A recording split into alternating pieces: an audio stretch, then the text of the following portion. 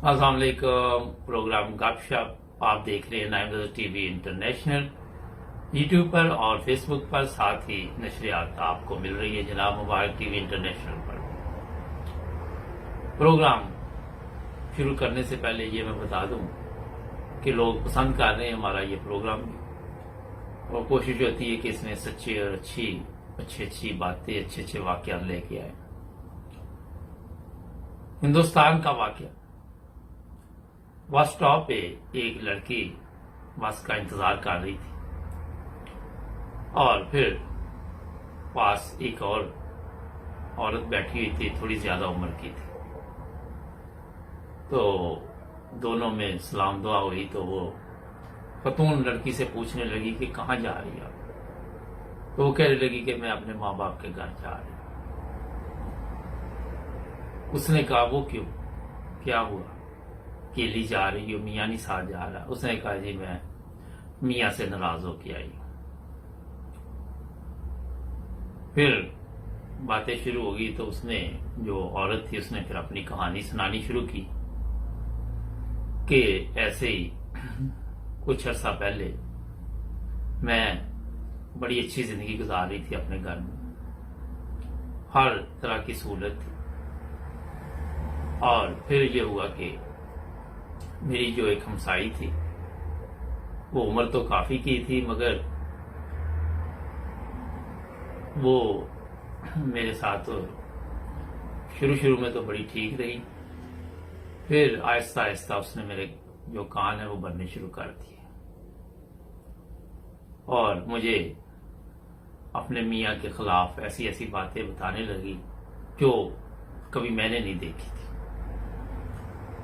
कहती कि मैं पहले उसकी बातें इतने गौर से नहीं सुनती थी। फिर उसने कहा कि आपके मियाँ को मैंने लड़कियों के साथ देखा बातें करते, और जो हमारे घर में वो काम शुरू हो गया जो पहले कभी भी नहीं हुआ था। मैंने मियाँ पे शक करना शुरू कर दिया। मियाँ को मैंने कहना, आप रात 12-1 बजे भी आपके मोबाइल फोन की लाइट जल रही होती है, आप किससे बातें करते हो। और ये जनाब के रोजाना किसी न किसी बात पर मैं लड़ाई शुरू कर दी थी।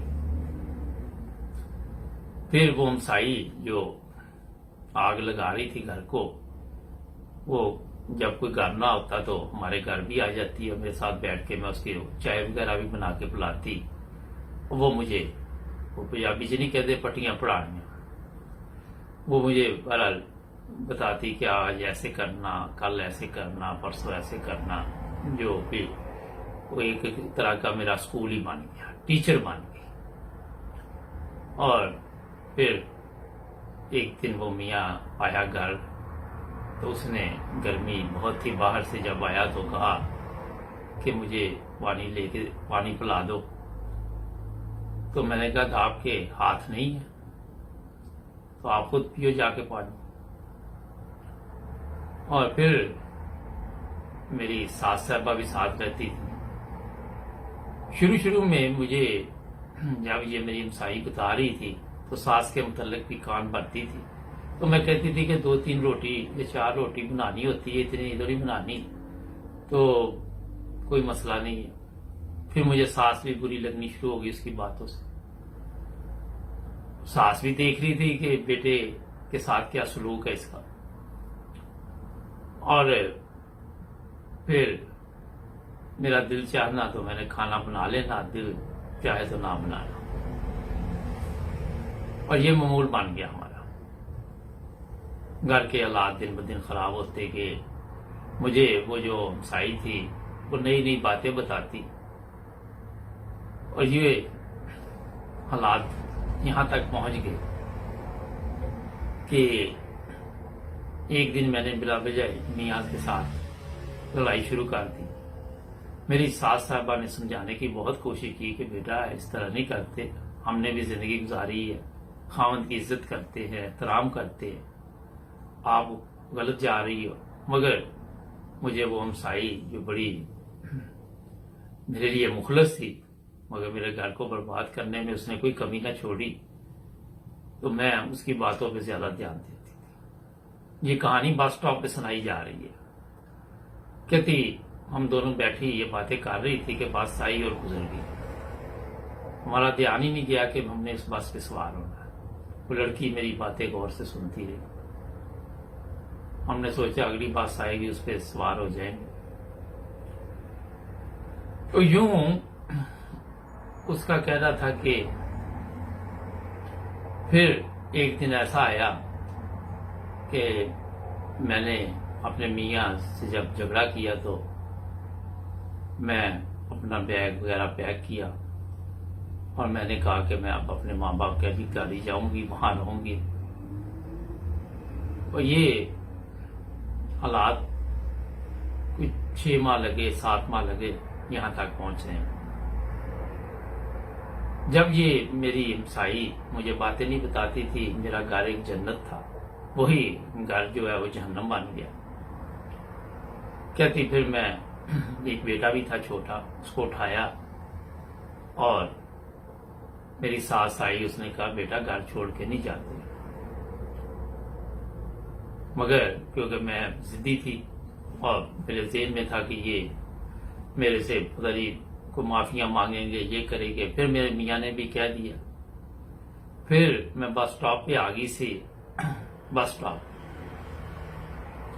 اور یہاں ہم آج بیٹھے ہوئے ہیں. میرا میاں جو تھا وہ میرے پیچھے آیا. اس نے کہا کہ میں اپنا کام کرتا ہوں, فوٹوگرافر تھا وہ, اور میں کسی لڑکی کے ساتھ میرا کوئی تعلق نہیں ہے, کوئی واسطہ نہیں ہے, تم اپنے گھر چلو. وہ کہنے لگی نہیں اب تم بھول جاؤ کہ میں واپس آؤں. بس پہ بیٹھی اور میں اپنے ماں باپ کے گھر آ گئی. کچھ عرصے بعد میاں نے فون کیا, میں نے فون ہی نہیں سنا, کاٹ دیا. پھر فون کیا, کاٹ دیا.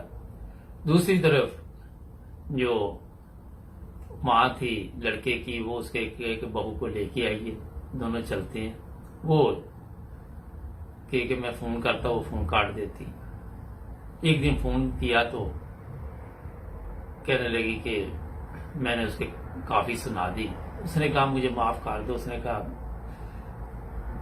میرے میں غلطی نہیں بھی ہے مگر پھر بھی میں معافی مانگتا ہوں کیونکہ ہم گھر بسانا چاہتے ہیں. کہتی پھر ہوا یہ کہ میں نے پھر فون بند کر دیا تو پاس 2 خواتین بیٹھی تھی, میری عمر سے بڑی تھی. وہ انہوں نے کہا کہ مسئلہ کیا ہے, تم ادھر آ کے بیٹھی ہوئی اتنی دیر سے.